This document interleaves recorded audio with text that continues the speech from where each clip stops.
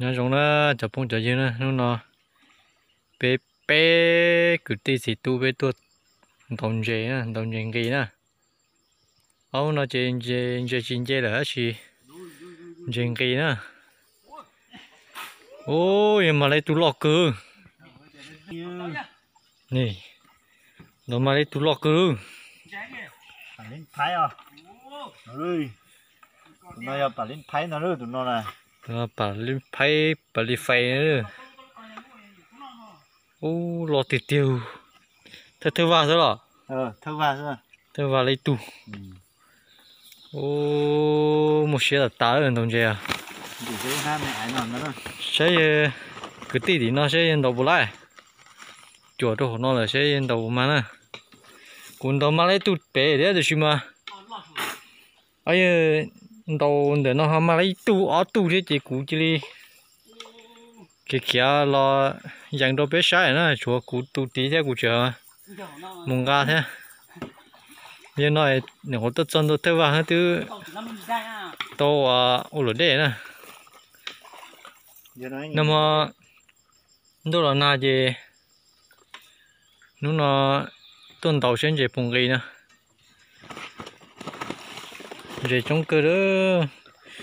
mua cái na có khỏa và trời giờ nó đang xả lô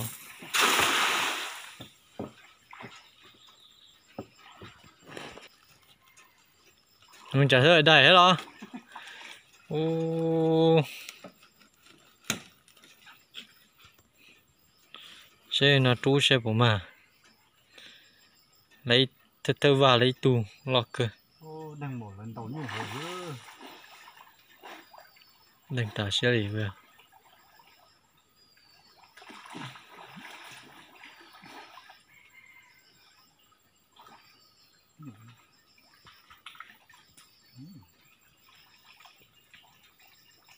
trời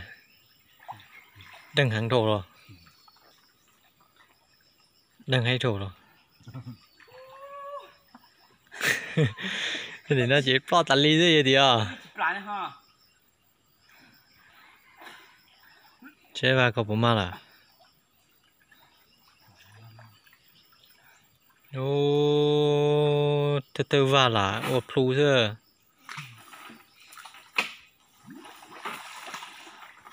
nó chỉ plot để tali thế và nó chỉ mà là còn tôi mà lấy tu nó mà lấy tu lọt thả siêu tôi vô đi nữa nè ô thơ va nó nè cụ chỉ thơ va đấy tụi nó hỏi ti bữa ta là gì thơ va lấy tụi lọt cơ hỏi để nó gì thơ va chỉ bỏ xua tơ va số trả liệu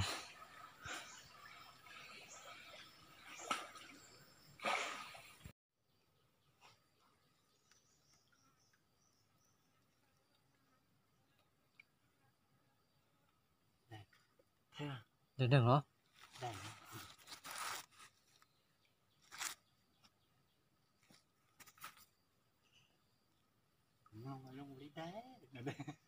đang thú lỏ tổ tờ nó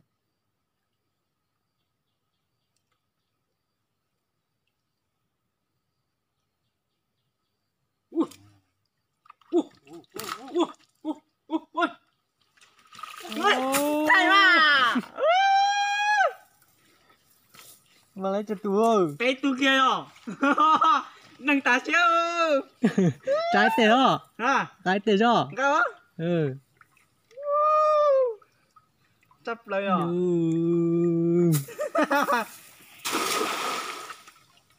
ui mà từ vào dưới mà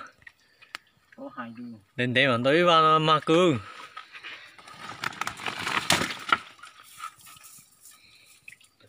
bé tu bé phai nhưng đến đây mà cái gì đây để ở đây sao cứ ta phải phải đây à người ta muốn phá để hàng thổ rồi nâng ta xíu tàu mà chả nói nhẹ phỏ cái Còn đá. ui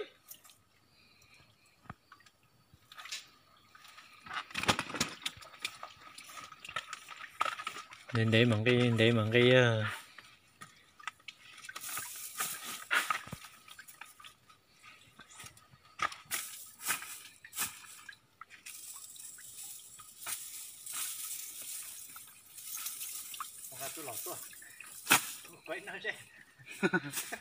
một chút lõi ơi, một chút lõi mà coi nó thế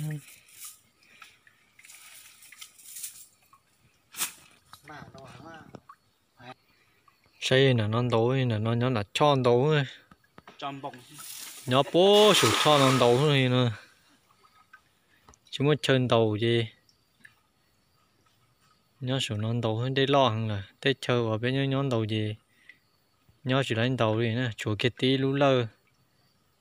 và nhau để nó nè xưa, vậy chỉ một chân đầu gì nó sụt lơ non đầu, mua nó.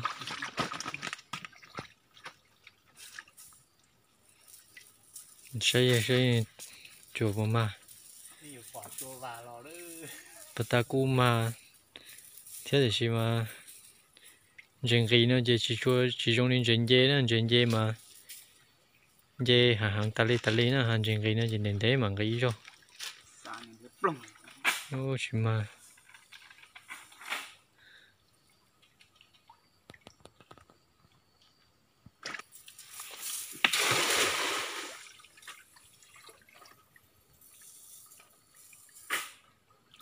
có sao nổ tỏng thôi có chuột chỉ cho nó rắc cư thì na thì nó uống cư em đi nếu qua cứ hết nếu qua bao dê à sao thì nó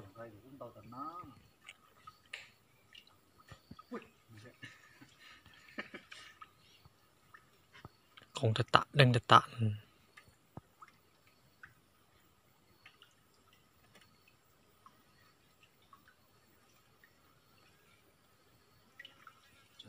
thì giờ nó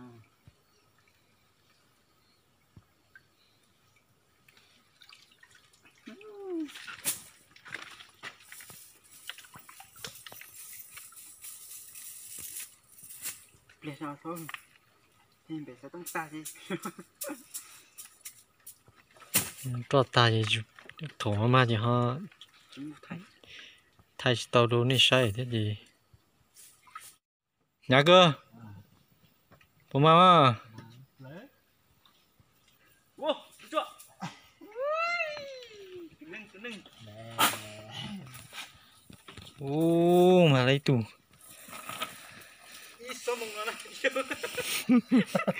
để ta xem mấy tủ à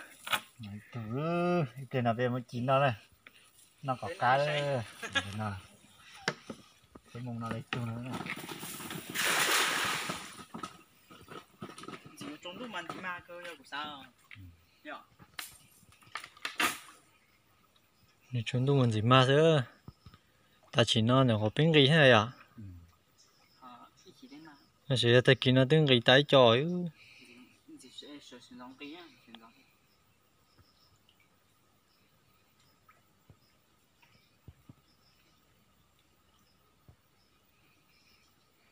đừng đừng nó bỏ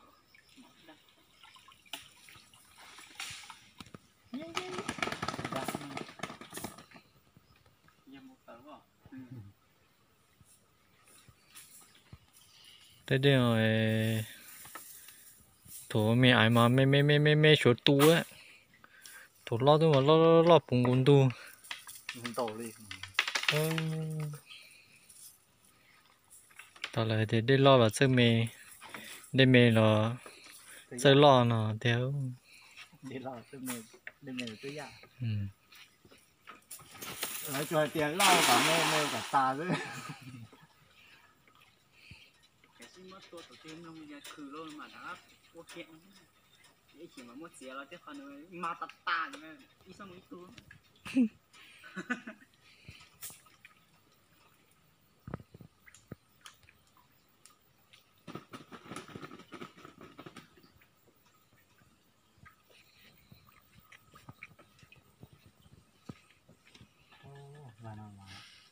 à vài đi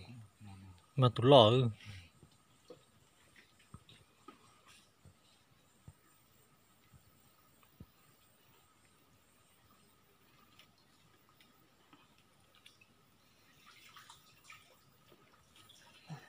ô chỉ khử đi ư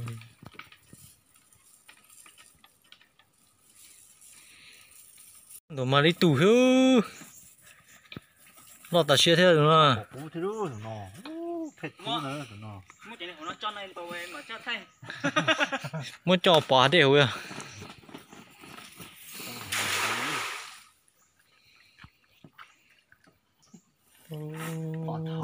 bỏ thầu là nhắc cho đại lý lên lại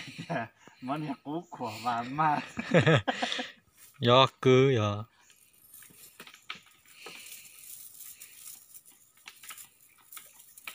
đến độ mặt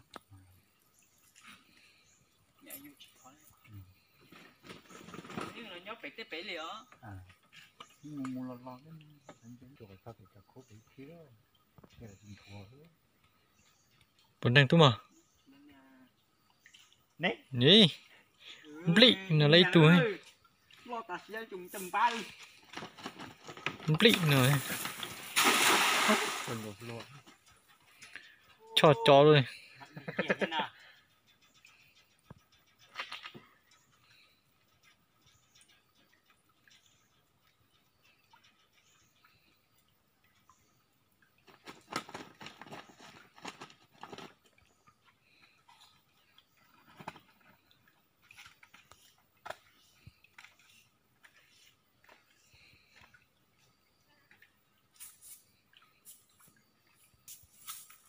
chơi nó chơi họ bỏ ma rồi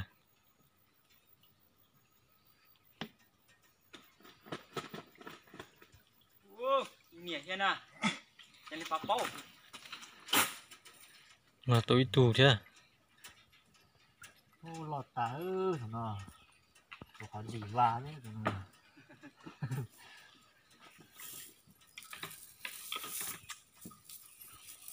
mà cờ chỉ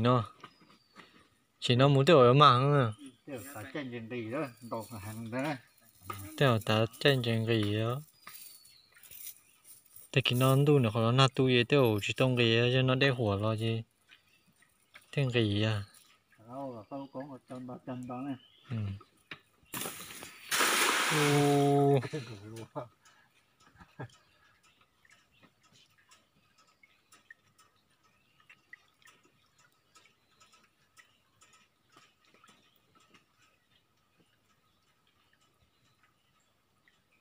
đừng đẩy đừng đấy đừng giúp bò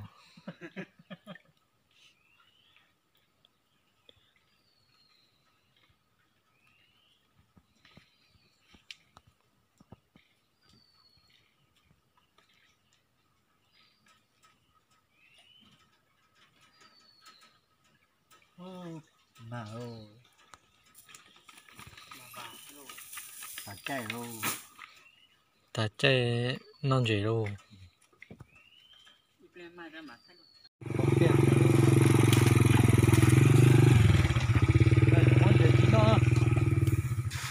tập chạy chúng nó ở bên vào rồi đây ở bên tu nó nữa thì cho lo hư thì cho cá hư chẳng để nó ở bên vào rồi ô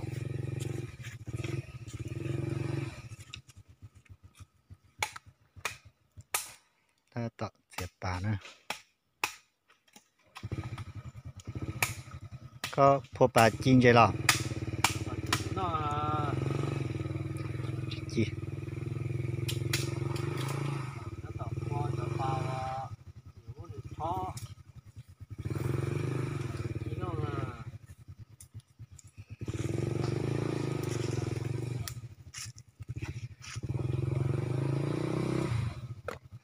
thì cho bà lên phải chứ nào anh nào ấy à thay rồi tôi sẽ trả về đây bị tới đi ha lò tiêu ta tỏ lòng chín nó nữa lùng củ xí luôn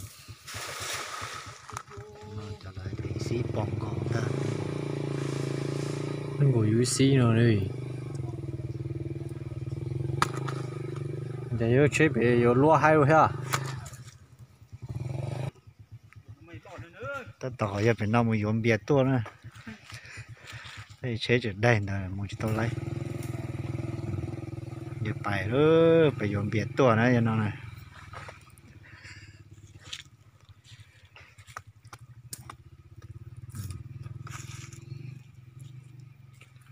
mà tôi lòi à ô thằng plò còn đây à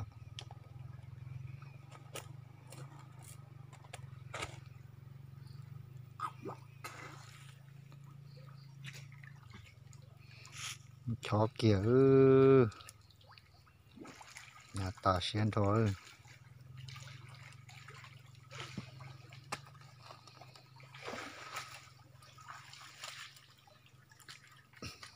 cái chỉ chẳng chỉ nó ta đều bên một chữ gì bên đầu giải nó nè Kiểu đó mà đồ nó nè. một chữ gìตัวละแต่ดอกมาโดนหนอแท้ดอกใจวิธีหนอแท้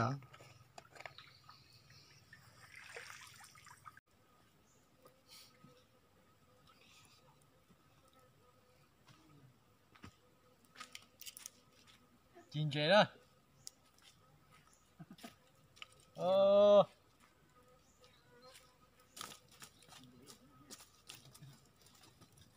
Giờ chính là các ô tô bàn tính chết chi hôm nay với chặt tổ rồi đúng mà cho cú ở từ bà có là son đấy ha để thêm chi ha ở tù hò ít tù hơn là to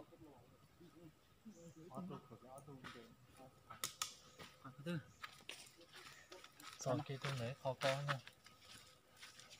Kìa. tiếng vô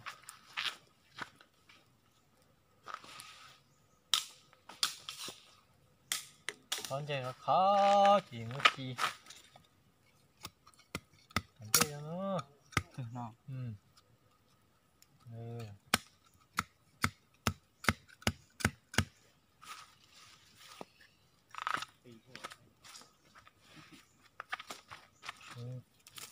Con chơi chứ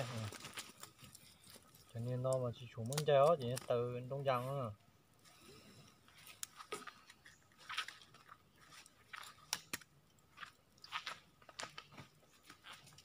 đông răng mà chỉ muốn chơi kia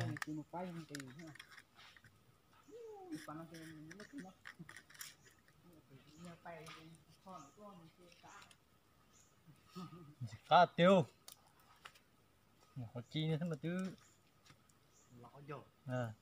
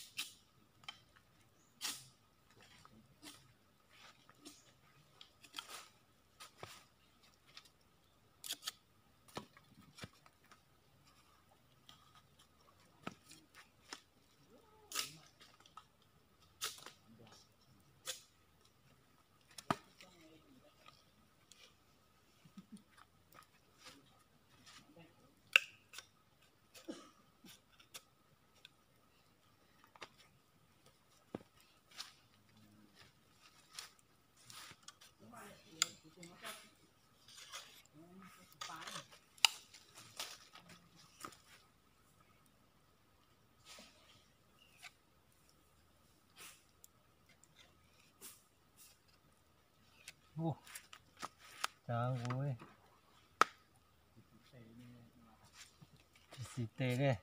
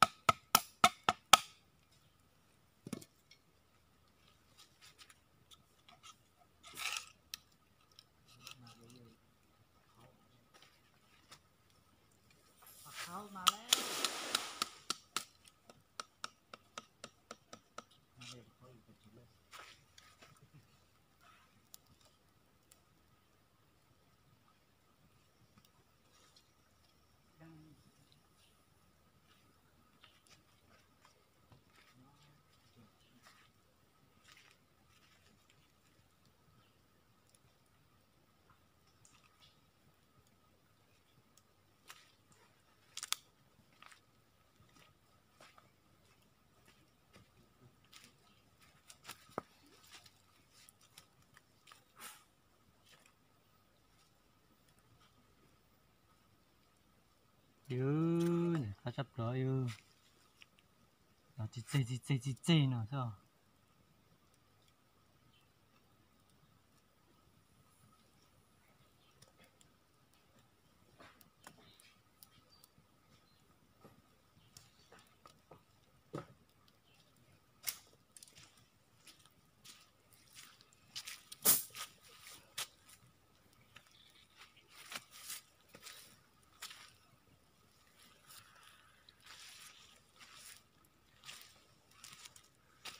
cá thế à?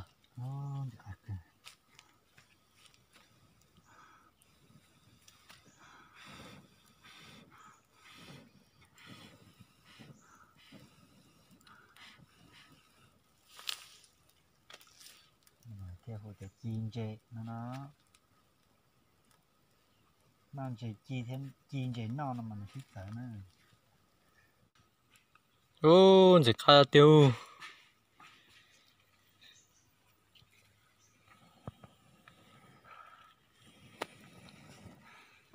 Đặt thủ sơn chỉ cá chập lờ.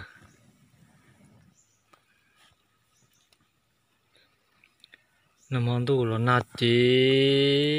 chỉ tới nhua chập lờ.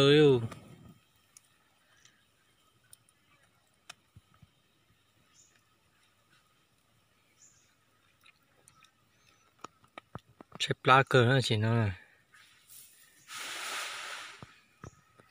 Im mộng á.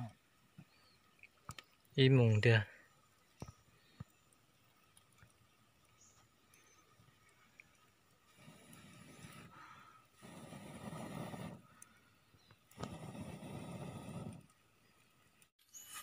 Xé kia luôn, nó mỏ luôn,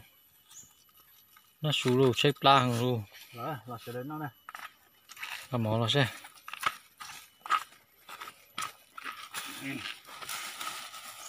Nó thì công dơ, nó thế mà. Nó thì công dơ, để cá thì tia dơ. Ngan mỏ ngan gì, ngan cút gió thì xí tua. Cái gì cần tìm bia nữa xí mà ô, chẳng đầu tông gì. Chặt chịu tú lo. Xí. Cá thì tiêu. Sao đó sao mà ít cái lại rồi. Sao nào giờ tôi chưa xem nào. Nó. Cút gió có hãy thua rồi. Chưa hiểu. Nói gì cá? Cá sai phải cho nó. Mà sao cá thay thế đấy. Cá chập được à? Mà lo tê tê.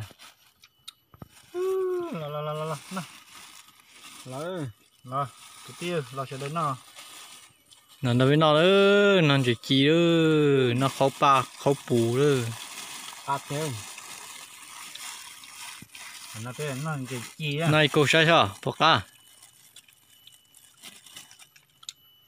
Rồi xem mà sao nó khô lo nè. Nó chỉ chi nè. Cá tiêu. Bây giờ tôi cũng mà tới xa con chỗ kia xí xưa nữa. Thì cá Cho thua. nó cầm lồng ha. Tôi nói gì nó chỉ chừng chăn nó cầm lồng thế nào hay. Cá tiêu đấy. Đó là. Là bên nó nữa, cứ tí nữa. Đó, sẽ tụi nó tụi dâu rồi. Để nó đây. Sẽ đến nó nữa gì nữa. Chỉ giờ nó bên tuôn đây cho. Mua dùng tà xíu thế à. Mà chỉ giờ nó là bên nó. con cá chập lờ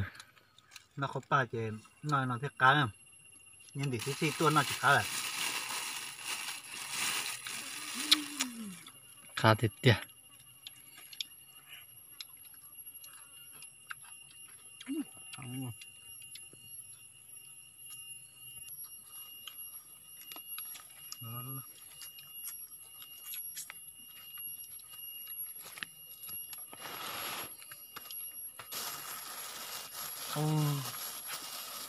cá thịt tiệt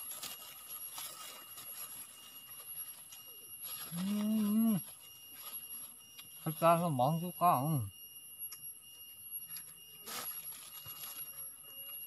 ăn một món này chúng ta nó khổ được cả hơn tụi lọt đẹp của chứ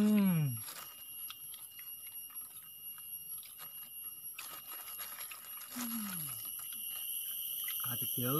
của chứ nó chỉ urim lo hàiว่าไอ้น้องมาทาหลังบ่เห็นกินอะไร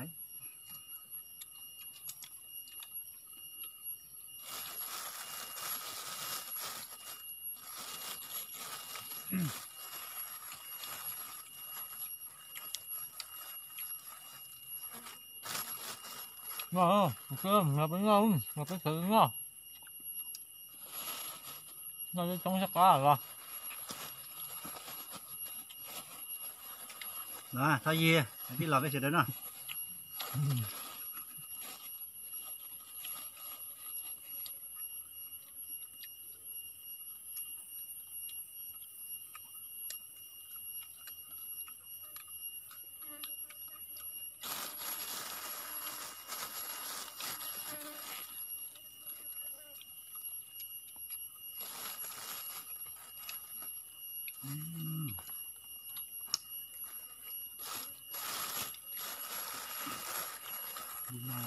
nó không phải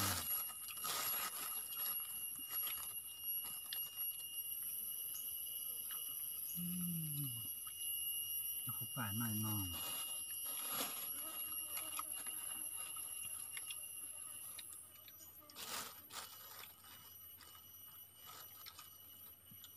nó không phải mà chủ một đĩa một tài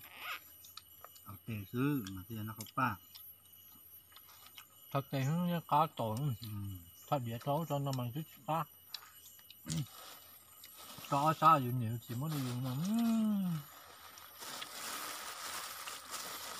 chủ một đĩa một tờอยู่เลย cá chập lờ นอกเลยนอกที่นอกธรรมศาสตร์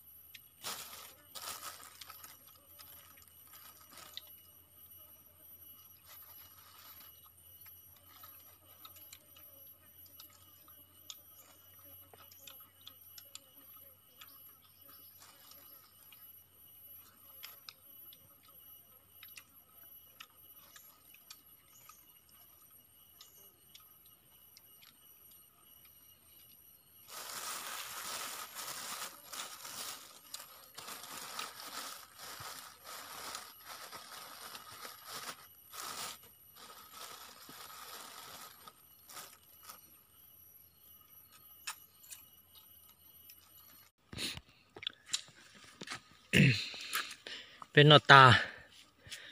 nó trâu ta nó chỉ trâu tàn gì sợ như chạy ấy nó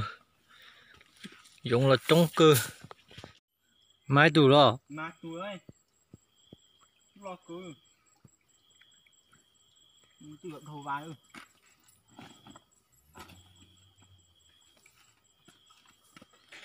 xin cho thay thử về chùa vào đó hú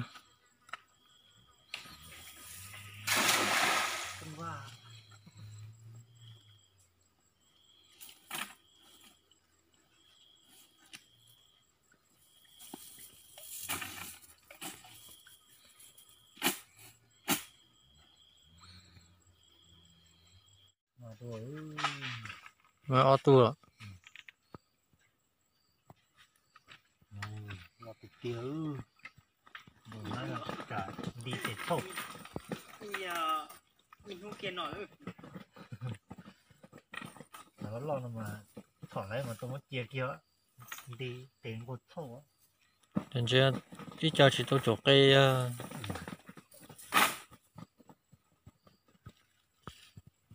không cũng có nó chế không dù có phỏ lên thì cũng chẳng lo thế rồi tôi phỏ hẳn rồi mà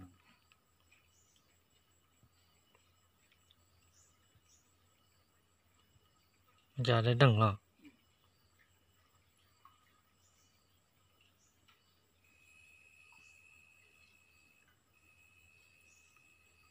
chó nó lo chỉ chuẩn đông ấy ư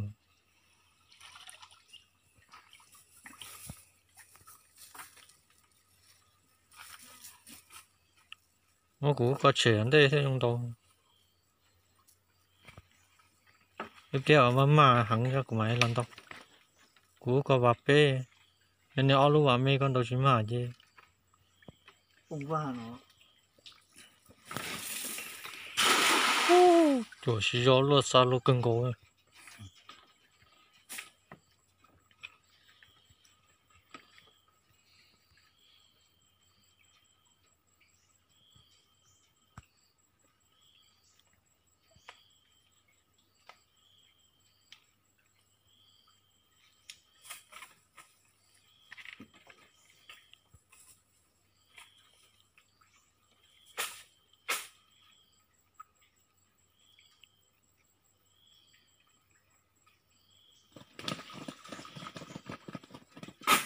chứ mà khó rồi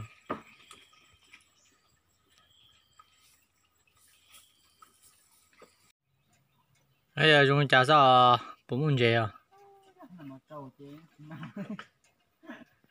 nó mà trôi một chỉ chứ nhưng chỉ mà nhưng cũng chỉ mà thì phải à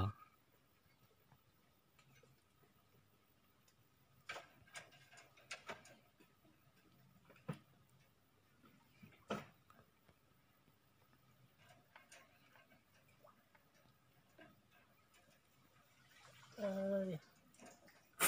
mà tụt cuối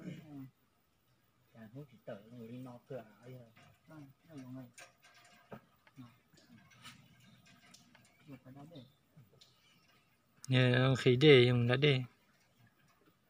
sao phải phát đấy mà tái lửa hồ lo lấy lấy cơ một chuyện cây phun đại cái gì mong cái bún đã chót thôi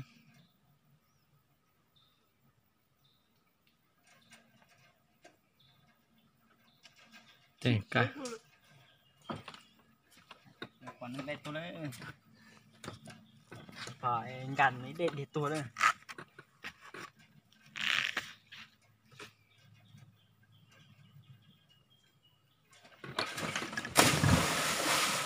chỉ sẽ thủ thế đề chỉ sẽ thủ để chết thôi bung qua phân chế phân chế nó trụ à thế to cứ theo chỉ to nhưng giờ thế chỉ chửi có sinh nhật nhật theo nhiều nhiều cái nhiều khẩn nữa hiểu không nhiều cái chưa thành ra tiền đã tới chưa